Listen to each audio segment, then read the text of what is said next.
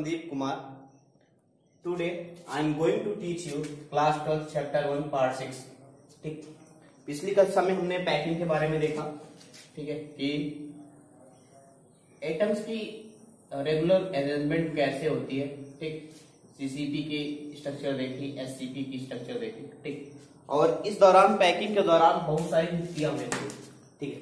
युक्तियां वाइट्स क्या थी, बेसिकली एटम जब इस तरीके से अरेंज होता है, जब एटम एक दूसरे के पास अरेंज होता है तो कुछ जगह खाली रह जाती है, उसी को बोलते हैं रिक्तियां, ठीक, वाइट्स, ठीक, ये बहुत इजी है। अब हमने डायमेंशन के हिसाब से 3 टाइप्स की पैकिंग पढ़ी थी, 1D, 2D एंड 3D, ठीक है। तो जब हमने 1D पढ़ा, 1D पैकिंग, उसमें कोई वाइट्स नहीं था, क्या था, सिंपल यूं यूं, इसमें कोई जगह खाली नहीं हो रही थी या कोई जगह इस तरीके से नहीं बच रही थी जो एटम के घिरने के बाद जगह बचती, ठीक है। 2D पैकिंग में 2 तरह की वाइट्स बनती है। कितनी तरह की? 2 तरह की वाइट्स। एक बनती है त्रिकोण रिक्ति, ठीक है, क्या बनती है? त्रिकोण रिक्ति। ये किस तरह से बनती है? जब 3 एटम एक दूसरे के आसपास इस तरीके से अरेंज हो, ठीक है, इस तरीके से अरेंज हो तो उसको क्या बोलते हैं? त्रिकोण रिक्ति। या फिर ये अरेंजमेंट ऐसे हो सकता है, ठीक है, या तो ऐसे होगा या फिर ऐसे होगा, ठीक, लाइक दिस, ठीक है, 1 2 3, तो बीच में जो जगह खाली है उसको क्या बोलेंगे हम? त्रिकोण रिक्ति, ठीक है। इसके बाद हमने पढ़ा, त्रिकोण रिक्ति के बाद पढ़ा था हमने वर्ग, 2D की बात कर रहे हैं, वर्ग 2D रिक्ति, ठीक है ना। ये स्क्वायर वाइड है ना। स्क्वायर वाइड में क्या था कि 4 एटम इस तरीके से अरेंज थे, है ना, और ये जो जगह बच रही थी इसको हमने बोल दिया, ठीक है, वर्ग रिक्ति है, स्क्वायर वाइड, ठीक है ना। यू इसके ऊपर जो बीच में जगह बच रहा है उसको क्या बोल दिया हमने? स्क्वायर वाइड, ठीक है ना। और जब हमने 3D पढ़ा, 3D में 3 टाइप्स की रिक्ति थी। कितनी? 3।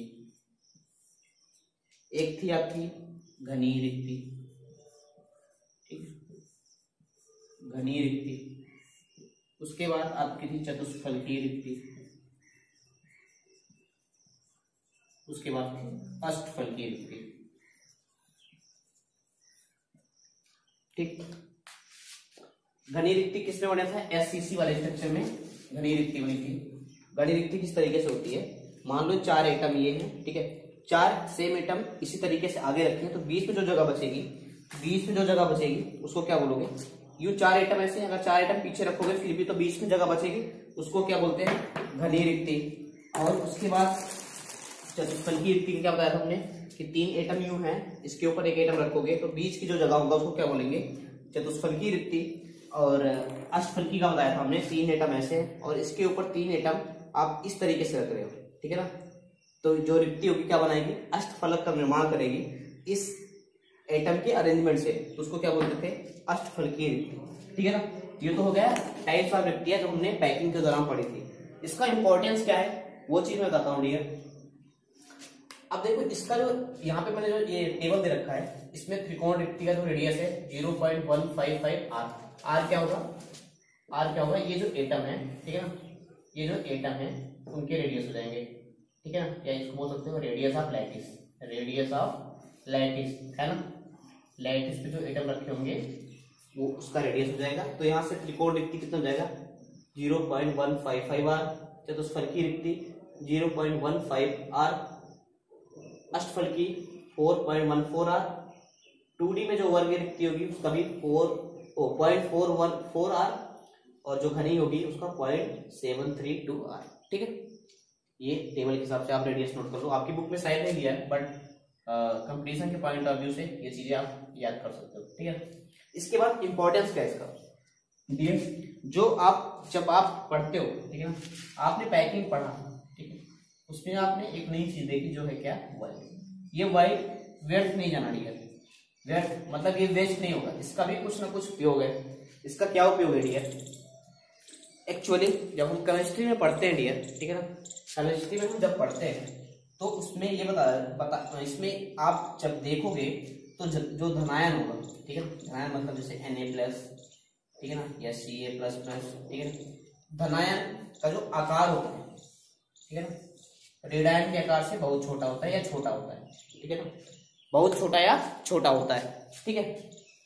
तो क्या होता है डियर, मान लो ये एटम है, ठीक है ना, तो रेडियन चूंकि बड़ा आकार का होगा, ठीक है ना, जनरली क्या होगा, धनायन का आकार क्या होगा, छोटा होगा, ठीक है, रेडियन के आकार से। ये जनरल प्रोसेस की बात कर रहे हैं, ठीक है ना, हमेशा नहीं, जनरल प्रोसेस की बात कर रहे हैं कि जो धनायन का आकार होगा रेडियन से क्या होगा, छोटा होगा। तो करते हैं क्या डियर, कि जो ये वाले एटम होते हैं जनरली हम क्या करते हैं, इसको हम ले लेते हैं, कैसे एटम लेते हैं, रेडियन, ठीक है, किस टाइप के एटम होंगे, रेडियन, और जो रिक्ति होगी डियर वहां पे हम क्या रख देते हैं, धनायन, ठीक है ना। क्या किया हमने, जो ये लैटिस वाले पॉइंट थे, ठीक है ना, यानी ये वाला जगह ये वाले एटम होंगे, ये कैसे होंगे, रेडियन होंगे, और जो बीच में जो एटम फिक्स होगा इस जगह में वो कौन से होंगे, धनायन होंगे। तो इस तरीके से रिक्तियों का हम उपयोग करते हैं, रिक्तियों में हम जल्दी क्या रख देते हैं, धनायन, या फिर जिसका भी आकार छोटा होगा। अगर ऐसा होता है कि रेडियन का आकार छोटा है धनायन से, तो रेडियन को हम क्या कर देंगे, रिक्ति में रख देंगे। लेकिन जनरली क्या होता है कि रेडियन बड़े आकार का होता है तो उसको हम लैटिस वाली जगह पे रखते हैं, और धनायन छोटे आकार का होता है तो उसको हम क्या करते हैं, रिक्ति वाले स्थान पे रखते हैं, ठीक है ना। इसके बाद क्या होता है डियर, अब देखो, अगर मान लो कि तुम्हारा त्रिकोण रिक्ति है, ठीक है, त्रिकोण रिक्ति ऐसे, ठीक है, ठीक है, गैस को थोड़ा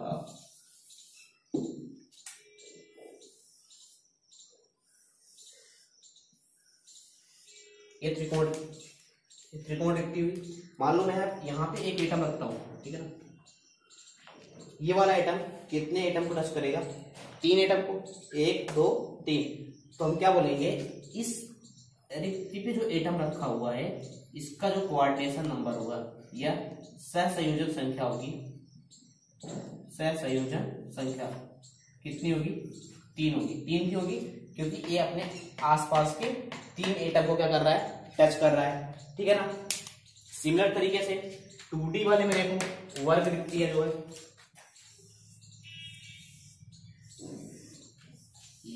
ये वर्ग रिक्ति हुई, ठीक है। अब यहाँ पे मैं एटम रखूंगा, अब यहाँ पे एटम रखूं मैं, ठीक है, तो ये वाला एटम अपने आसपास कितने एटम को टच कर रहा है, 1 2 3 4, ठीक है, तो इसका कोऑर्डिनेशन नंबर कितना हो जाएगा डियर, 4 हो जाएगा, ठीक है। अच्छा, अब हम बात करते हैं चतुष्फलकी वाले रिक्ति की, ठीक है। तो चतुष्फलकी वाले रिक्ति में क्या होगा, देखो, यूं और यूं, ठीक है, और इसके ऊपर एक एटम, ठीक है, या इसके नीचे एक एटम। तो जो बीच में जगह है डियर, ठीक है, जो बीच में जगह होगी डियर, यहाँ पे मैंने एक एटम रख दिया, ठीक है, ये रेड कलर से मैंने मान लिया यहाँ पे एक एटम रखा हुआ है। ये एटम क्या करेगा, इसको टच करेगा, इसको टच करेगा, इसको टच करेगा और ऊपर वाले पे टच करेगा। तो इस वाले जो रिक्ति में जो एटम रखा हुआ है उसका कोऑर्डिनेशन नंबर कितना हो जाएगा, 4 हो जाएगा, ठीक है। अच्छा, अब देखो अष्टफलक वाले को देखो, ये हुआ आपका, ठीक है, 3 एटम ऐसे, 3 एटम इस तरीके से रखो, यू एंड यू। अब मैं यहाँ बीच में एक एटम रखने जा रहा हूँ, ठीक है, बीच में मैं एक एटम रखूंगा, तो बीच में जो एटम है वो कितने को टच करेगा, 1 2 3 और नीचे 3, 1 2 3। तो इसका कोऑर्डिनेशन नंबर कितना हो जाएगा, 6 हो जाएगा, ठीक। लास्ट क्या बचा, घनी रिक्ति। घनी रिक्ति देखो,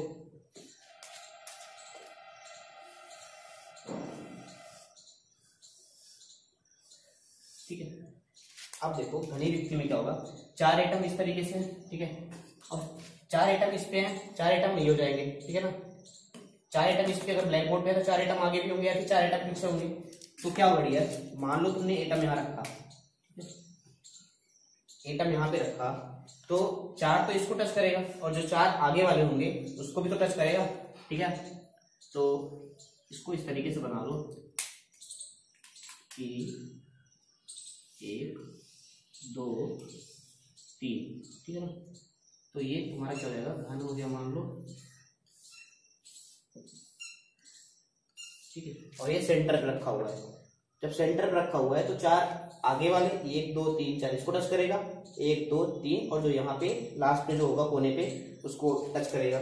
तो इसका कोऑर्डिनेशन नंबर कितना हो जाएगा, 8 हो जाएगा। ठीक है, ओके। इसके बाद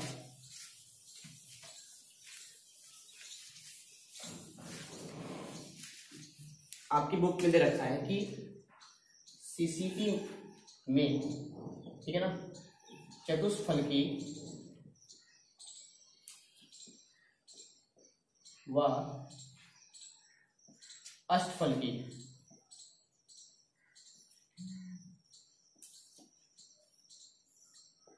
रिक्ति का लोकेशन, ठीक है ना, का लोकेशन,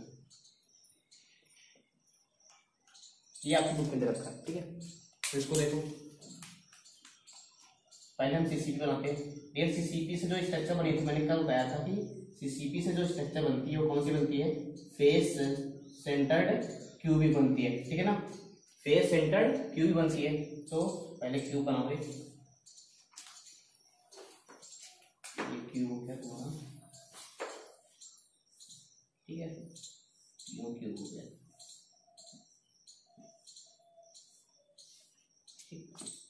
अब क्या होगा, हर कोनों पे एक एक एटम रखोगे सीसीपी में, यहाँ यहाँ यहाँ यहाँ यहाँ यहाँ यहाँ और यहाँ, ठीक है। और हर एक फेस पे क्या होगा, एक एक एटम होगा। तो फेस पे एक एक एटम रखो, फेस के सेंटर पे एक एटम यहाँ यहाँ, इसके सेंटर पे यहाँ, इसके सेंटर पे यहाँ, इसके सेंटर पे यहाँ, और सामने वाले के सेंटर पे, ठीक है। ठीक, अब मैं इसको डॉट डॉट करके ऐसे करता हूँ, ये लगभग सेंटर पे आ जाए, ठीक, ये भी सेंटर पे है, तो इस तरीके से हो जाएगा ये, ठीक है। इस वाले को ये से मिला दो,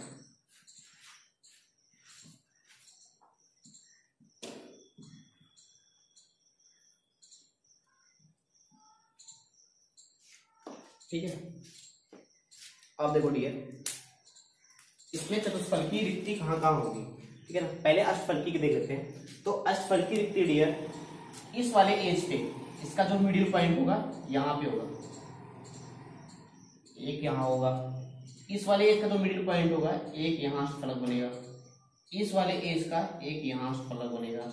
इस वाले एज पे एक यहाँ बनेगा।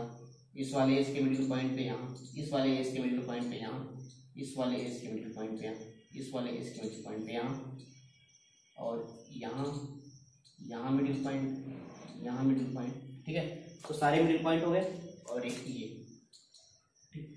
और उसके साथ साथ बीचों बीच सेंटर पे भी एक अष्टफलक बनेगा, ठीक है ना। तो ये सारे पॉइंट कैसे हैं, क्या है, अष्टफलक, अष्टफलकी रिक्ति, सॉरी, अष्टफलकी रिक्ति, किसमें, एफसीसी में, ठीक है ना। कहाँ कहाँ, एज के मिडिल पॉइंट पे, ठीक। अच्छा डियर, एफसीसी में पर यूनिट लैटिस कितने होते हैं, पर यूनिट लैटिस कितने होते हैं, 4 होते हैं। ये तो पहले बता रखा था, ठीक है ना। और अगर एफसीसी में बोलूं पर यूनिट वाइड, है ना, या पर यूनिट वाइड एटम, ठीक है ना, जो वाइड एटम ऑफ ऑक्टाहेड्रल, ठीक है ना, या अष्टफलक, अष्टफलकी रिक्ति की बात करते हैं। तो अष्टफलकी रिक्ति, इसको कैसे निकालोगे, ठीक है। तो मान लो ये वाला जो एटम होगा वो आसपास के 4 यूनिट सेल से क्या हो रहा होगा, ये जो रिक्ति होगी, ये वाली रिक्ति, रिक्ति पे जो एटम रखा हुआ है डियर, वो आसपास के 4 यूनिट सेल से क्या हो रहा होगा, 4 यूनिट सेल में पार्टिसिपेट कर रहा होगा। तो एक यूनिट सेल में वो कितना हिस्सा देगा अपना, 1/4। देखो ये एक तो इस वाले पे, एक इसके आगे, एक इसके ऊपर, और एक इसके ऊपर के बगल, ठीक है ना। तो कितनी जगहों पे हिस्सा दे रहा होगा अपना, 4। तो एक अपना कितना हिस्सा देगा ये, 1/4। इस वाले में कितना देगा, 1/4। तो टोटल कितनी है देखो, 1 2 3 4, ठीक है, 1 2 3 4, 1 2 3 4 1 5, ठीक है ना। जो मिडिल वाला है तो पूरा पूरा है, ठीक है ना। और जो एज पे कितने, एज पे 12 है और हर कितना दे रहा है, 1/4 दे रहा है, और एक कहाँ है, मिडिल पे, ठीक है ना। तो 12 गुणते 1/4 कितना हो गया, 3 + 1। तो कितने जो अष्टफलक पे जो अगर एटम रखोगे तो उसके कितने हिस्से आ जाएंगे, 4 एटम के बराबर हिस्से इस पर यूनिट सेल में आ जाएंगे, ठीक है ना। देखो अब क्या होगा, अब ये क्वेश्चन बोलता है कि ये फार्मूला याद कर लो कि अगर पर यूनिट सेल में, ठीक है ना, लैटिस पर यूनिट सेल में अगर लैटिस n है तो ये अष्टफलक रिक्ति के बराबर होगी, अष्टफलक रिक्ति की संख्या की क्या होगी, बराबर होगी, ठीक है।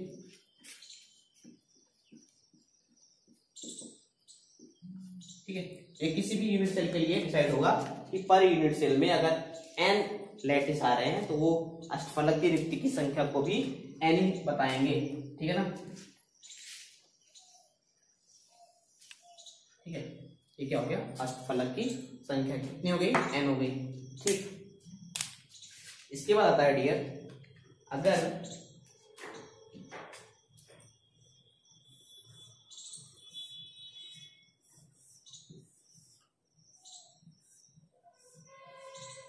हमें लोकेशन बताना है किसका, चतुष्फलक का, ठीक है ना।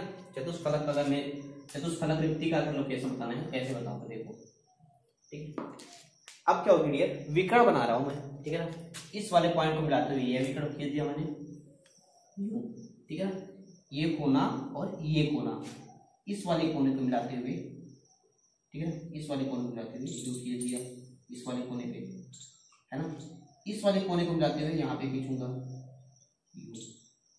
है ना, और इस वाले कोने को मिलाते हुए यहाँ खींचूंगा, ठीक है डियर। तो कुल कितने विकर्ण हो गए, 4 विकर्ण हो गए, कितने डियर, 4 विकर्ण हो गए। और डियर हर विकर्ण के,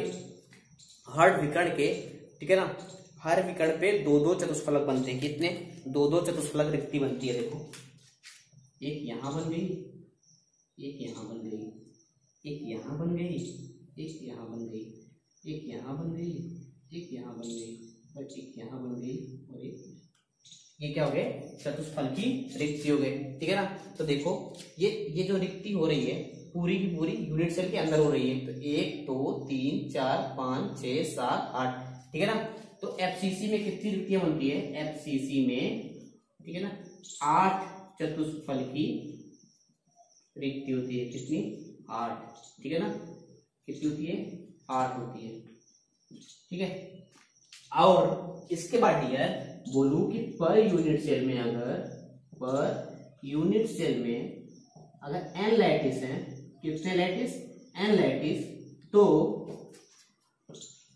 चतुष्फलक की संख्या कितनी हो जाएगी, चतुष्फल की रिक्ति की संख्या कितनी हो जाएगी, 2n हो जाएगी, कितनी हो जाएगी, 2n। ये याद रखना, ये इंपॉर्टेंट है कि चतुष्फल की रिक्ति की संख्या कितनी हो जाएगी, 2n हो जाएगी, ठीक है। अगर पर यूनिट सेल में n एटम आते हैं तो अष्टफलक की संख्या n होगी, अगर पर यूनिट सेल में n लैटिस आते हैं तो चतुष्फलक की संख्या कितनी हो जाएगी डियर, 2n हो जाएगी, दोगुनी हो जाएगी, ठीक है ना। तो एफसीसी में देखो 8 चतुष्फलक बन रहे हैं, और पर यूनिट सेल में लैटिस कितने आते हैं, 4, तो 4 का दूना 8, ठीक है ना। और पर यूनिट सेल में कितने लैटिस आते हैं, एफसीसी में 4, तो रिक्तियां अष्टफलक रिक्ति कितनी हो गई, 4 हो गई, ठीक है ना। पर यूनिट सेल में जितने भी एटम होंगे, पर यूनिट सेल में जितने भी लैटिस आएंगे उसी के बराबर अष्टफलक रिक्ति और चतुष्फलक की रिक्ति बनेंगी, ठीक है ना। इसका इंपॉर्टेंस कैसे होता है देख, ये सारी चीजें इंपॉर्टेंस क्या है इन सब चीजों का इंपॉर्टेंस क्लियर, जो आप आयनिक ठोस है उसका फॉर्मूला निकालने में काम आता है, ठीक है ना। कैसे काम आता है, आपकी बुक में क्वेश्चन दे देता है, उस क्वेश्चन को मैं यहाँ पे पढ़ता हूँ, ठीक है, उसके बाद आपको समझाता हूँ कि हो क्या रहा है, ठीक है ना।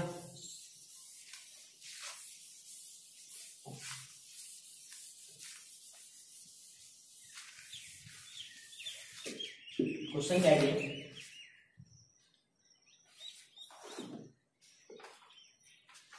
क्वेश्चन क्या है, ये एनसीईआरटी का क्वेश्चन है, एनसीईआरटी, ठीक है ना। एग्जाम्पल नंबर है 1.1, 1.1 एग्जाम्पल नंबर 1 का, ठीक है ना। मैं क्वेश्चन पढ़ देता हूँ पूरा का पूरा, ठीक है ना। जैसे अगर आपके पास बुक है तो अच्छी बात है, वरना आप क्वेश्चन को समझ लो, ठीक है ना। क्वेश्चन कह रहा है कि एक यौगिक, ठीक है ना, दो तत्वों x और y से निर्मित है। एक यौगिक दो तत्वों x और y से निर्मित है। y तत्व के परमाणुओं, ठीक है ना, रेडायन से CP बनाता है, ठीक है ना। इसमें बोल रहा है डियर कि y जो है CCP बना रहा है। CCP बना रहा मतलब डियर FCC स्ट्रक्चर होगी। कैसी स्ट्रक्चर होगी? FCC। पहले FCC बना दो, ठीक है ना। पहले क्या कर लिया हमने? FCC बना लिया, ठीक है। लो FCC बन गया, ठीक है ना। CCP बन गया, ठीक है। FCC बन गया, ठीक है ना, या CCP बन गया, क्योंकि CCP से किसका निर्माण होता है डियर? FCC का। मैंने पहले कर दिया, ठीक है ना। कहां जहां पे भी CCP लिखा हो सीधा का सीधा वो क्या होगा? FCC होगा, ठीक है, नो डाउट। चलो, जो रेडायन होगा डियर, वो बोल रहा है कि जो CCP कौन बना रहा है? रेडायन बना रहा है। कौन बना रहा है? रेडायन बना रहा है। देखो, इसका मतलब एक यौगिक है जो x और किससे मिलकर बना हुआ है? y से मिलकर बना हुआ है, और वो बोल रहा है कि भैया जो y है वो CCP बना रहा है। ये क्या हो गया? y हो गया। क्या हो रहे हैं? y। तो हमने y को यहाँ रख दिया और हर सेंटर पे रख दिया, तभी तो CCP बनेगा। हर सेंटर पे रख दिया। बोलो बात समझ में लिया? कोई प्रॉब्लम नहीं, ठीक है। बोल रहा है जो x के परमाणु हैं, x के परमाणु, ठीक है ना, ये रेडायन है, ठीक है ना, रेडायन है, और ये क्या है? धनायन है, ठीक है ना। और बोल रहा है कि जो तत्व x के परमाणु हैं वो अष्टफलकीय रिक्तियों पे क्या है? भरे पड़े हैं। जो x वाले कहाँ है डियर? अष्टफलकीय रिक्ति पे, ठीक है। और मैंने डियर बता रखा है कि अष्टफलकीय रिक्ति की लोकेशन क्या क्या होती है ना, बता रखा है ना। देखो, तो देखो मैं क्या कर रहा हूँ, देखो, एक यहाँ एज के सेंटर पर, एज का सेंटर, एज का सेंटर, एज का सेंटर, एज का सेंटर, एज का सेंटर, यहाँ भी सेंटर, यहाँ भी सेंटर, यहाँ भी सेंटर, और यहाँ भी सेंटर, यहाँ, और उसके साथ साथ सारे एज के सेंटर पे रखने के बाद एक सबसे मिडिल है ना। बहुत समझ में आई? जो चीज यहाँ पे थी वो चीज यहाँ पे कर दी, सेम, ठीक है ना डियर। ये जो हेड से मिल रखा वो कौन सी आइटम है? वाई। और ये क्या? रेडायन है। रेडायन का आकार बड़ा होता है इसलिए लैटिस पे रखा हमने, ठीक है ना। धनायन का आकार छोटा है इसलिए यहाँ पे एज के सेंटर पे, और ये अष्टफलकीय रिक्ति पे इसको रख रहे हैं, है कि नहीं? ये क्या है? आपका एक्स है, ठीक है। बताओ डियर, अगर ये इस तरीके से स्ट्रक्चर है तो वाई पर यूनिट सेल में कितना होगा? वाई कितना होगा? 4 होगा ना डियर, 4 होगा ना। इसको तो पहले ही पता है, FCC का बता रखा मैंने। FCC में कोई भी लैटिस होगा उसको यूनिट सेल के अंदर कितना आता है? 4 आता है। तो y पर यूनिट सेल में कितना आएगा डियर? 4 आएगा। x, ठीक है ना, x क्या होगा? n के फॉर्मूले से देखो, अगर पर यूनिट सेल में n लैटिस है तो अष्टफलक की रिक्ति संख्या कितनी हो जाएगी? n हो जाएगी। अगर अष्टफलक n डियर, तो n वाले एटम पे देखो, जो अष्टफलक है उस पे क्या रखा हुआ है? x। तो x का पर यूनिट सेल में कितना हो जाएगा? x का पर यूनिट सेल में कितना हो जाएगा? अष्टफलक के बराबर, अष्टफलकीय रिक्ति के बराबर, अष्टफलकीय रिक्ति के बराबर, ठीक है ना। और अष्टफलकीय रिक्ति किसके बराबर हो जाएगी? पर यूनिट सेल में जितने y वाले एटम होंगे उसके बराबर हो जाएगी, ठीक है ना। 4 आउट ऑफ 4, ठीक है। तो देखो, अगर मैं एक्स वाई का फॉर्मूला लिखूं तो क्या लिख दूंगा? कि पर यूनिट सेल में जितने एटम है, देखो एक्स 4 धनात्मक को ऊपर लिख दिया, y का भी कितना है? 4 है। s के 4 एटम, y के 4 एटम, ठीक है। दोनों का देखो 1 x अनुपात y, ठीक है। इसमें जो कॉमन था कट कर दिया हमने, तो ये x अनुपात y, सॉरी 1:1 आ गया, ठीक है ना। पहले अनुपात निकालो, पहले परमाणु का अनुपात निकालो, ठीक है ना, तो समझना समझ जाएगा। 4 एटम इसके, 4 एटम x और y के एटम की संख्या का अनुपात निकाल लो, कितना आ जाएगा? 1:1, ठीक है। तो रख दो x1 y1। दोनों बात समझ में आई? बात समझ आई, ठीक है ना। तो ये आपका फॉर्मूला निकालने में हेल्पफुल हो जाएगा, ठीक है। देन इसके बाद एक क्वेश्चन और है, उसकी चर्चा कर लेते हैं, उसकी भी चर्चा कर लेते हैं। एग्जाम्पल नंबर 1.2, ठीक है ना, ठीक है। एग्जाम्पल नंबर 1.2 की बात कर रहा है, ठीक है। क्या बोल रहा है डियर? तत्व बी के परमाणुओं से एससीपी जालक बनता है। किसके परमाणुओं से एससीपी जालक बन रहा है? एससीपी जालक कौन बना रहा है? बी के परमाणु, ठीक है ना। अच्छा, और तत्व ए परमाणु के 2/3 चतुष्फलकीय रिक्तियों को भरते हैं, ठीक है ना। कितनी रिक्तियों को भरते हैं? 2/3 रिक्तियों को भरते हैं, ठीक है। तो ए और बी द्वारा, और चतुष्फलकीय रिक्ति को कौन भर रहा है, चतुष्फलकीय रिक्ति को कौन भर रहा है, ए भर रहा है, ठीक है ना, ए भर रहा है, ठीक है। तो बोल रहा है कि ए और बी के द्वारा अगर कोई यौगिक निर्माण होगा डियर, तो उसका आयनिक फार्मूला कैसे निकालोगे, ठीक है ना, या उसका सूत्र कैसे निकालोगे, ठीक है। बताओ डियर, मान लो मैंने बता के रखा है, मान लो कि एससीपी के पर यूनिट सेल में कितने एटम है, एन एटम है, ठीक है ना, मैंने मान लिया डियर, कोई दिक्कत नहीं, ठीक है। और चतुष्फलकी एक भर रहा है, ठीक है ना। अच्छा एक बात बताओ, ये बोल रहा है कि जो तत्व ए के परमाणु है 2/3 रिक्तियों को भरते हैं। अच्छा, अगर एससीपी में एन परमाणु डियर, तो टोटल ठीक है ना, टेट्राहेड्रल वाइड कितनी हो जाएगी, टोटल टेट्राहेड्रल वाइड कितनी होगी, चतुष्फलकी रिक्ति कितनी होगी डियर, 2n के बराबर है कि नहीं। अगर ये n है तो ये 2n के बराबर होगी कि नहीं डियर, ठीक है ना। और ये जो तत्व है वो कितने एटम को ऑक्युपाई कर रहा है, ठीक है, वो कितने हिस्से को ऑक्युपाई कर रहा है, 2/3 हिस्से को। इसका मतलब क्या डियर, अगर 6 अगर वाइड है, 6 रिक्ति है, तो उसका 2/3 कितना हो जाएगा, 4, कितना हो जाएगा 4, यानी 6 में से 4 रिक्ति को ऑक्युपाई कर रहा है, ठीक है ना, यानी 2/3 से मल्टीप्लाई करके निकाल लिया। तो मैं ये बोल रहा हूं, ठीक है ना, कि 2n में से, ठीक है ना, एक कितने को ऑक्युपाई करेगा, क्या करेगा, ऑक्युपाई करेगा, यानी कितने को भरेगा, 2n गुणते 2/3 है ना। देखो 2n बाई कितना हो जाएगा, 4n/3। इसके बाद क्या बोला डियर, n और 4n/3 का क्या निकाल लो, रेशियो निकाल लो, क्योंकि b, ठीक है ना, ये इसको सारे n एटम b के हैं और ये किसके हैं, 4n/3 इसके हैं, ठीक है ना। a b क्या होगा डियर, b क्या होगा, b आपका होगा ऋणायन, a क्या होगा धनायन होगा। तो a अनुपात b निकाल लेते हैं, a अनुपात b निकाल लेते हैं। a कितना डियर, 4n/3 अनुपात n है ना, n से m कैंसिल आउट, ठीक है ना। ये कितना हो जाएगा, 4/3 इंटू 1, 3 से मल्टीप्लाई कर दो, ठीक है ना, 3 से मल्टीप्लाई कर दो क्या हो जाएगा, 4 अनुपात 3 हो जाएगा, 3 कट जाएगा यहाँ पे, ठीक है ना। या ऐसे देख लो, 3 से मल्टीप्लाई कर रहा हूँ दोनों साइड से, दोनों उसमें, ठीक है ना, अनुपात में, ठीक है ना। देखो यहाँ भी 3 से मल्टीप्लाई कर दिया और यहाँ भी 3 से मल्टीप्लाई कर दिया, तो कोई दिक्कत नहीं होगी। कितना हो जाएगा, 4/3। 4/3 का मतलब ए के 4 और बी के 3 एटम आएंगे। देखो A 4 B 3, ये आपका क्या हो जाएगा, सूत्र हो जाएगा, ठीक है ना, आसान है। इस तरीके से बहुत सारे क्वेश्चन आपके कंपटीशन एग्जाम में सकते हैं, बुक में होंगे, उसको सॉल्व करना, ठीक है ना। आई होप आपको समझ में आया होगा, ठीक है। और एक चीज क्या होती है, ठीक है, आपको लग रहा होगा कि भैया चतुष्फलकीय रिक्ति हमें जरूरी नहीं है कि हमेशा हर रिक्ति को भरा ही जाए, ठीक है ना, कभी अष्टफलकीय रिक्ति भरी जाएगी, कभी चतुष्फलकीय रिक्ति भरी जाएगी, बात समझ में आई। और जो हमने एटॉमिक रेडियस निकाली थी डियर, ठीक है ना, उसके हिसाब से एटम को देखा जाता है। अगर एटम बहुत छोटा है, ठीक है ना, तो किस वाले में एडजस्ट हो जाएगा, चतुष्फलकी वाले में अगर एडजस्ट होगा तो उसमें भर जाएगा, अष्टफलकी वाले में अगर एडजस्ट हो रहा होगा तो उसमें भरेगा, नहीं तो क्यूबिक वाला भरेगा। उसके हिसाब से एटम का स्ट्रक्चर बनता है, ठीक है ना। लेकिन आपके सिलेबस में इतना ज्यादा बेसिक आइडिया नहीं, ठीक है, चीजों का बस केवल बेसिक आइडिया लेना है, लेकिन चीजें सारी चीजें समझनी है। मैंने इतना समझाने की कोशिश करी है, ठीक है। आई होप आपको समझ में आया होगा, ठीक है। आप क्वेश्चन सॉल्व करना, ठीक। इसके बाद एक लेक्चर इसका और होगा जिसमें मैं साटकी दोष, ठीक है ना, क्या अर्धचालक क्या होते हैं, ठीक है, कि कितने टाइप मटेरियल होते हैं, मैग्नेटिक नेचर कैसा होता है, वो सारी चीजें मैं डिस्कस करूंगा, ठीक। वो आपका लास्ट लेक्चर होगा। उसके बाद आप मुझे कमेंट करके, इस वीडियो में ही कमेंट करके बता देना कि आपको ऑर्गेनिक स्टार्ट करना है या फिर मैं इसके बाद सोल्यूशन पढ़ाऊं, विलियन पढ़ाऊं, या मैं फिर आपको ऑर्गेनिक केमिस्ट्री या कार्बनिक रसायन शुरू कर दूं। तो आप कमेंट में बता देना, ठीक है ना। उसके बाद उसके हिसाब से मैं प्लान कर दूंगा। अगर आपको ऑर्गेनिक सीखनी होगी तो उसके हिसाब से हम ऑर्गेनिक तैयार करेंगे, ठीक है ना। ऑर्गेनिक की वीडियो से स्टार्ट करेंगे, वरना फिर इसी को फिजिकल केमिस्ट्री चलता रहेगा। इसके बाद विलियन, जो भी इसके बाद कंटिन्यू होंगे उसके चैप्टर को पढ़ते रहेंगे, ठीक है। Thank you, okay, bye, take care.